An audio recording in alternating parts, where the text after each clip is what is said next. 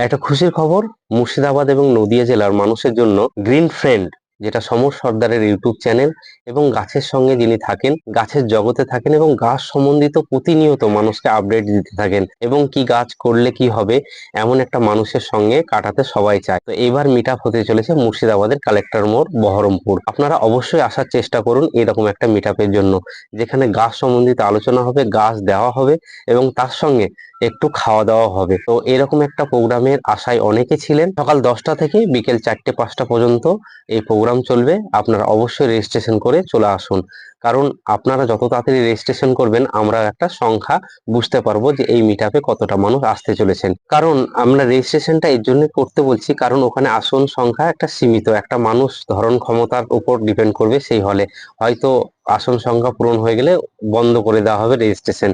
আপনারা যত তাড়াতাড়ি পারবেন রেজিস্ট্রেশন করে আসার চেষ্টা করুন। ভালো লাগবে, ভালো থাকবেন।